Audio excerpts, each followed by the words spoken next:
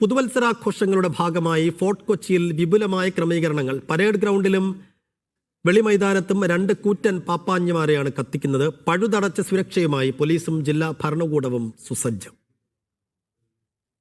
പുതുവർഷം ആഘോഷിക്കാൻ ഫോർട്ട് കൊച്ചിയിൽ 1.5 ലക്ഷം പേരെത്തുമെന്നാണ് കണക്കുകൂട്ടൽ. 12 മണിവരെ നീണ്ടു നിൽക്കുന്ന സംഗീത പരിപാടി. പരേഡ് ഗ്രൗണ്ടിലും വെള്ളിമൈതാനത്തും 2 കൂറ്റൻ പപ്പാഞ്ഞിമാർ. തിരക്ക് നിയന്ത്രിക്കാൻ ബാരിക്കേഡുകളും സുരക്ഷാ ക്രമീകരണങ്ങളും. വിദേശികൾക്കായി പ്രത്യേക പവലിയൻ. മുഴുവൻ സമയ CCTV നിരീക്ഷണവും കൺട്രോൾ റൂമും പോലീസിന്റെ വാച്ച് ടവറും. പുതുവത്സരാഘോഷത്തിന് ഫോർട്ട് കൊച്ചി സുസജ്ജം. അപ്പോൾ നമ്മൾ അപ്രോക്സിമേറ്റ് പ്രതീക്ഷിക്കുന്നത് വെളി ഗ്രൗണ്ടിലേക്ക് മാത്രം ഒരു 1 മുതൽ 1.5 ലക്ഷം പേര് കടന്നു വരും എന്നുള്ളതാണ് നമ്മൾ പ്രതീക്ഷിക്കുന്നത്. കഴിഞ്ഞ ക്രിസ്മസ് ദിനത്തിൽ ഞങ്ങളുടെ സംഘാടകരുടെ അനുഭവം അതായിരുന്നു. അപ്പോൾ എന്തായാലും ഞങ്ങളെല്ലാവരും സജ്ജമാണ്, പോലീസ് സജ്ജമാണ്, ഗവൺമെന്റ് അങ്ങേയറ്റത്തെ രീതിയിൽ നമ്മളെ സഹായിക്കുന്നുണ്ട്.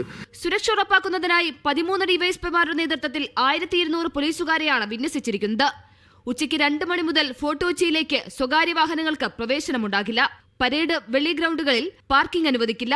വൈപ്പിൻ ഫോർട്ട് കൊച്ചി റോറോ സർവീസ് വാഹനങ്ങൾക്കായി വൈകുന്നേരം 4 മണി വരെയും യാത്രക്കാർക്കായി 7 മണി വരെയും മാത്രമേ ലഭ്യമാകൂ. മീഡിയ 1 കൊച്ചി.